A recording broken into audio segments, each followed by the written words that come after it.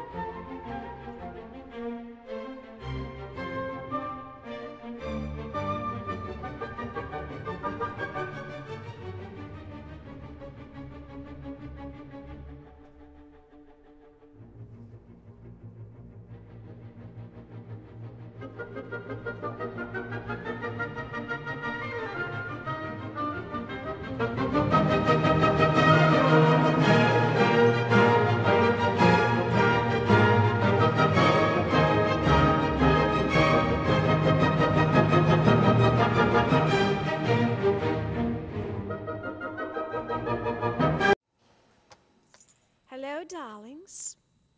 Welcome back. I'm TV host Cognac Wellerlane, and we are in the Hamptons. And I am here with Klaus Ottman, curator for the Parrish Art Museum, right here in Southampton. Mr. Ottman, tell us about this event tonight. Now, I understand that you are lecturing. Yes, I'm giving a lecture. It's not about Fairfield Porter, which the exhibition is here. It's a lecture, and the lecture is about what is art. What is art? This is the thing. I've been a curator and writer on art for almost 30 years, and you know, a lot of people ask me, how do you select artists? How do you make that distinction? How do you, what is it about certain works that interest you and others that don't?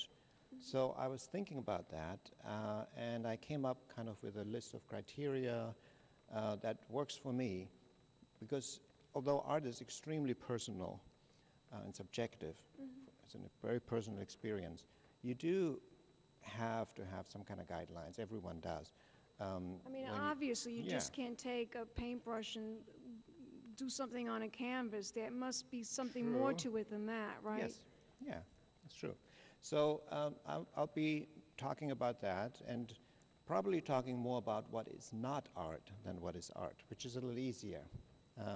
And today, we have such a confluence of entertainment and art and fashion, and so many overlaps in advertising, and there's so much creativity everywhere that sometimes it becomes difficult to distinguish, is this still art or is this something else? Where's the border? Is there a border? Should there be a border? And there's a lot of gray in between, right? Gray area, yeah, in between. And artists are influenced by what's going on in entertainment, in advertising, and so forth. I know, I see it. I mean, I'm involved with artists and fashion designers and filmmakers and all kinds of wonderful, interesting people, as yourself, that consider themselves to be artists. Yeah. Right, and vice versa. There's you watch television, you see commercials that kind of imitate art, so it's, and then there's crossover. Of course, the museums have fashion departments. They have a design department. There's arts and crafts museums. There's outsider art. There's all kinds of things that are going on. And so how do you deal with that? Clearly art is not just a painting in a frame, but is everything art?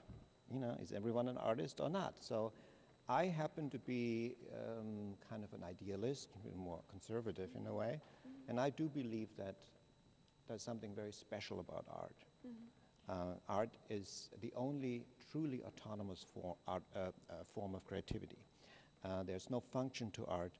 There's you can do whatever you want. That's not necessarily true for some other things. You know, a dress needs to fit. A handbag needs to be part of the ensemble. Yeah, right. Absolutely. Jewelry can't be as heavy, so you can't put it around your neck. So, right. And it can be extremely creative. But on the other hand, there's certain limitations. There has to be a limitations. purpose too. There has to be also a purpose behind the art. Am I right? But there's artists who make dresses that nobody can wear.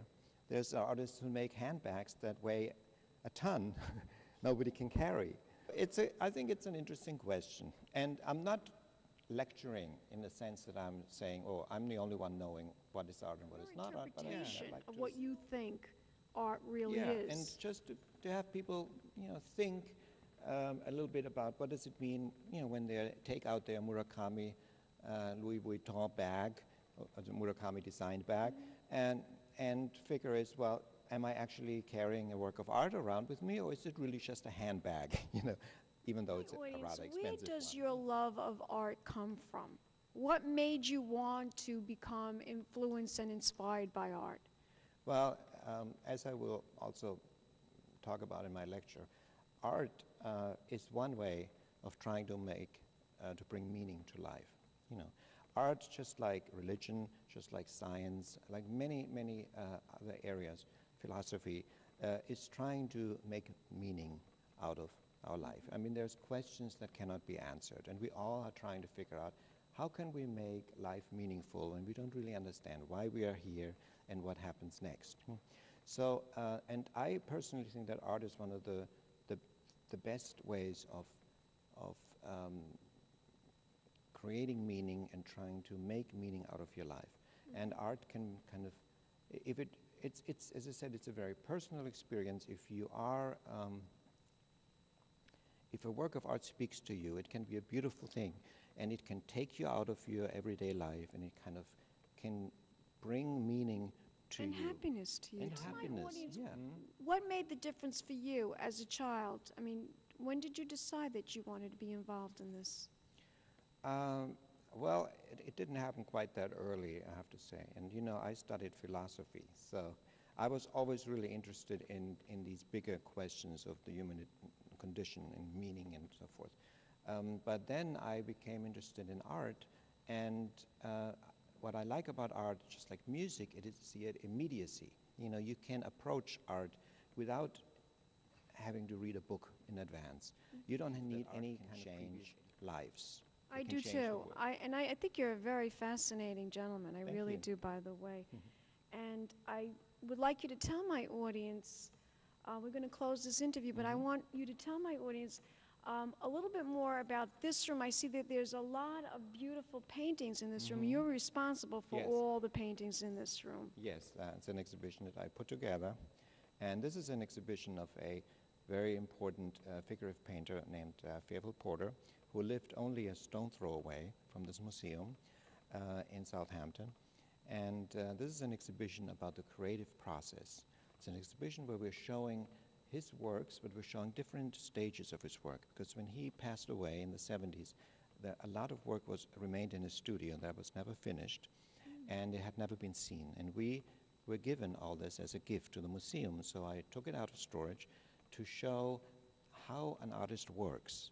And you can see all the struggles that an artist deals with. The levels too, the levels, right? Exactly, the levels and the various stages, how a painting evolves, and the mistakes, and the whole issue of when is the work actually finished? How do you decide that you're done with a painting?